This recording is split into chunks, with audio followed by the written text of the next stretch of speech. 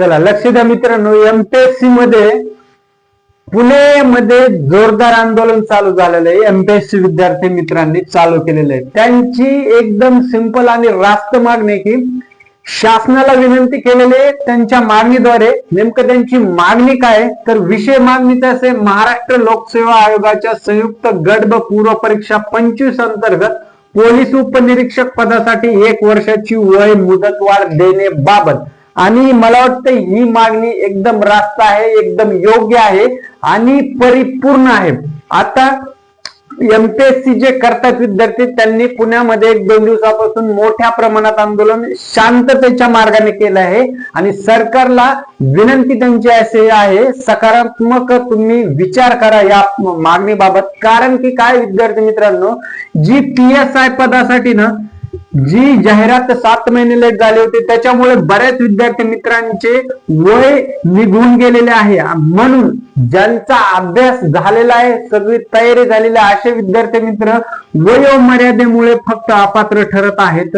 याच्यामध्ये त्या विद्यार्थी मित्राची कुठलीही चूक नाही. मग नेमका आता हा चूक कोणाची, सरकारची, विद्यार्थी मित्रांची? जर सरकारची चूक असेल तर फक्त विद्यार्थी मित्र काय पुण्यामध्ये 2 दिवसापासून माग शांततेच्या मार्गाने एक आंदोलन करत आहेत. तिथे कुठल्याही प्रकारची जाळपोळ नाही, कुठल्याही प्रकारची मारामारी नाही, कुठल्याही प्रकारची गोंधळ नाही किंवा स्थानिक रहिवाशांना कुठलाही त्रास नाही. फक्त त्यांच्या मागण्या रास्त आहेत आणि त्या सरकारपर्यंत शांत चित्तेने पोहोचण्यासाठी ते विद्यार्थी मित्र आपले प्रयत्न करत आहेत. मित्रांनो, आता सरकारने मला वाटतं की याच्यामध्ये एकदम सकारात्मक भूमिका घेतली पाहिजे. कारण की बरेचसे विद्यार्थी ग्रामीण भागातून आहेत, ज्यांची हालाकीची परिस्थिती खूप बिकट आहे आणि घरचे त्यांच्यावरती आशा लावून बसले की आपला पोरगा, आपली पोरगी यावेळेस तरी स्पर्धा परीक्षा पास होईल आणि कुठंतरी त्यांच्या गरिबीला एक नवं पर्व त्यांचं सुरुवात होईल, त्यांचं जीवन सुखकर होईल, सोयीस्कर होईल, अशी अपेक्षा प्रत्येक घरच्यांची असते. आता विद्यार्थी मित्रांकडे गरिबीचे असल्यामुळे भरपूर ठिकाणी एक वेळेस जेवण करून रात्रंदिवस अभ्यास करतात, मेहनत करतात. आणि जर सरकारने जर अशी चूक केली, एक 7-8 महिने डिले केला आणि त्याच्यामुळे पात्र उमेदवार सुद्धा अपात्र ठरत असतील, तर हे खरंच सरकार एक प्रकारे विद्यार्थ्यांचा चुकीचं मार्गदर्शन करत आहे किंवा विद्यार्थ्यांच्या खिलाफ काहीतरी हे गोष्टी करत आहे, असंच आपल्याला समजावं लागेल मित्रांनो. म्हणून त्या ठिकाणी काही शिक्षक असतील, काही संस्था असतील, बरेच विद्यार्थी मित्र असतील, त्यांना मार्गदर्शन करणारा कोणी नव्हतं.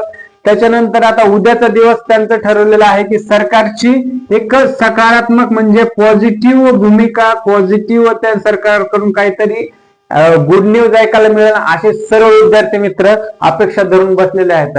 आणि त्या विद्यार्थी मित्रांचा देवाच्या कृपेने नवीन वर्षाचं त्यांना हेच गिफ्ट मिळावं अशी आपण सगळे अपेक्षा करूया. आणि त्या जे विद्यार्थी मित्र स्पर्धा परीक्षा करणारे आंदोलन करत आहेत, त्यांच्या आंदोलनात आपण सहभागी आहोत. त्यांना आपला फुल पाठिंबा आहे, फुल सपोर्ट असणार आहे मित्रांनो.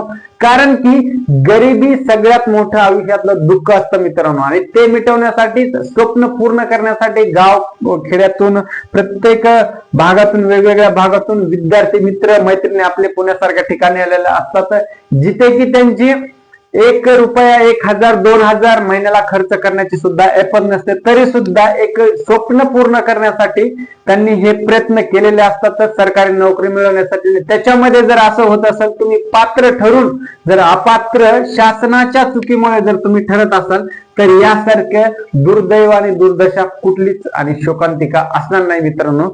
आता पुण्यामध्ये शांततेच्या मार्गाने सुद्धा आंदोलन सुरू होतं, परंतु तिथे विद्यार्थी मित्रांना दमदाटी दबाव करण्यात येत आहे, त्यांना वेगवेगळे गुन्हे दाखल करण्यात येत आहे. मला वाटतं हे चुकीचं आहे मित्रांनो, असं नाही करायला पाहिजे सरकारने. आणि सरकारने याच्यावर सकारात्मक विचार करायला पाहिजे. कारण की वय मर्यादा जर 1 वर्षाची वय वाढ दिली त्यांना, तर बरेच विद्यार्थी मित्रांचं स्वप्न साकार होणार आहे आणि त्यांनी घेतलेल्या सगळ्या मेहनतीचं त्यांना एक चीज मिळणार आहे, सफलता त्यांना मिळणार आहे. फक्त तुम्हाला शासनाला काय करायचंय, 1 वर्षाची त्यांना वयोमर्यादेमध्ये वाढ द्यायची आहे मित्रांनो.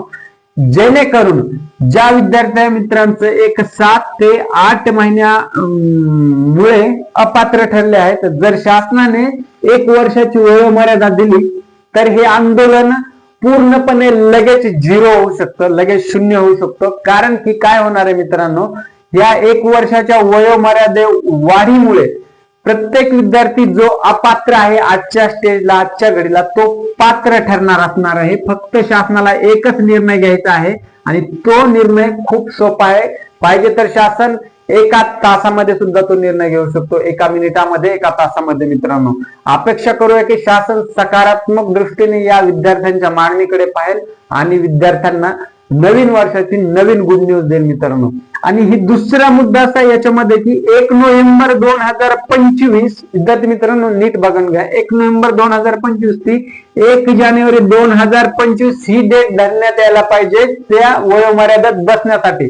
तर विद्यार्थी मित्रांना याच्यामध्ये सुद्धा फायदा असणार आहे, म्हणून ह्या डेटला सुद्धा खूप मत आहे. 1 नोव्हेंबर ते 1 जानेवारी 2025 याच्यामध्येच विद्यार्थी मित्रांचं वय ते बसलं जात आहे आणि विद्यार्थी मित्र त्यांचं करिअर, त्यांचं फोकस जे ड्रीम आहे ते त्यांना साकार करण्यास याच्यामध्ये जर ते फिट बसले तर त्यांना सोयीस्कर आणि सोपं जाणार आहे मित्रांनो.